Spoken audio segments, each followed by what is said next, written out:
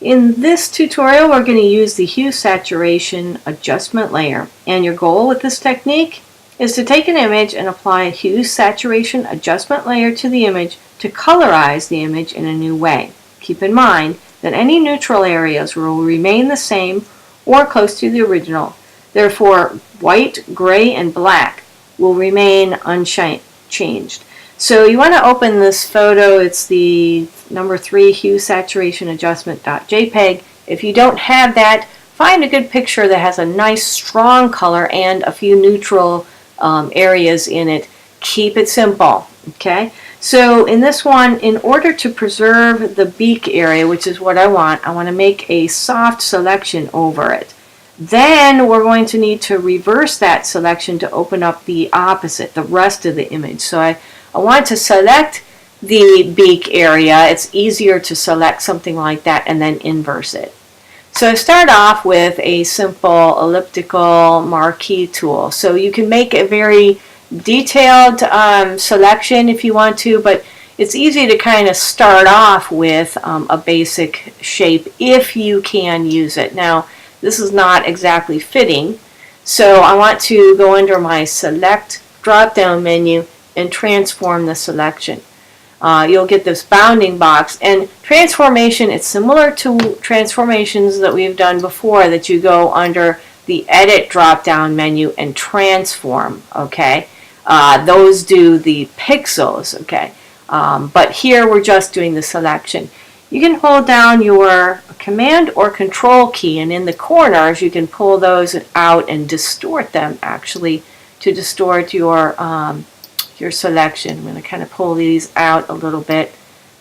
Start pushing and pulling it in, and I'm going to kind of rotate this a little bit too. So I like to play around with these just a little bit. Okay, so I'm going to go ahead and double click in an empty spot to set that transformation in place, and all it did was distort my selection itself.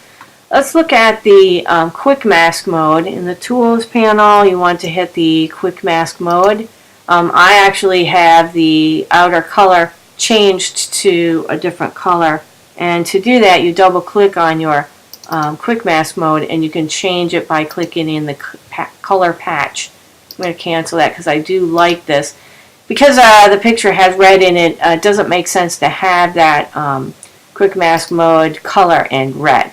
Alright, I need that to be a not so hard edge, and I'm going to refine it. So in another lesson I did show you guys how to make a selection much more specific and detailed.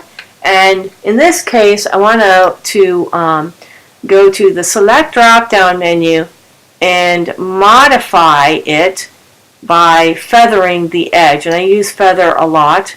Okay, this is a rather large photo, and so I need like 20 pixels to soften that, and maybe I need like 15 or so. 5 or 2 is not going to do it on such a huge picture, but I want to soften the edge. So I'm going to go ahead and click OK. And what does it look like in quick mask mode? This shows me, yes, it did get softened.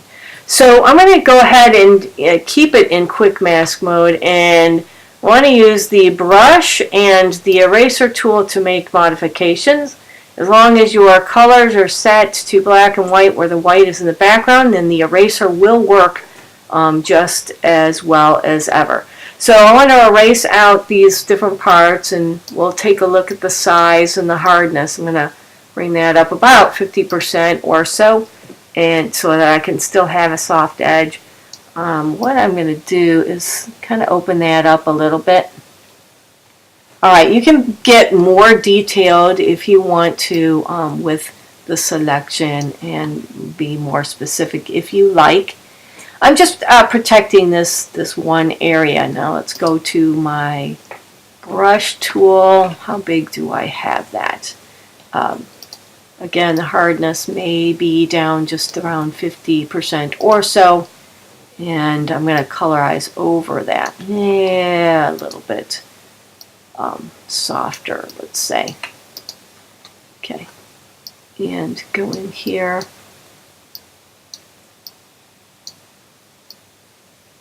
And I like that, those results a lot better. Alright, I need to kind of colorize over this edge here. It's because of black in the background, it shouldn't matter a whole lot. But I do like to, I'm a little bit picky on this sort of thing, so I want to go ahead and do this. Alright, and if you need to soften an edge again, you can use your blur tool if you want to just kind of get blurry on the edge. And I see one little spot in here. Okay, so let's use the brush tool. I'm going to make it smaller so that I can get into that area a little bit, covering it over. I just want, you know, where that beak is, so I'm going to blur that just a touch here to feather those edges of my selection. Alright, I've got the selection intact, and let's go ahead and see what that looks like. And okay, so I want to save the selection, go to select, drop down menu, and save. And we're going to say this is the beak.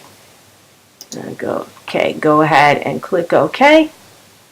And we've got it in the channel there. Alright, let's, in the next lesson, go ahead and we'll make our adjustment now that we have a selection.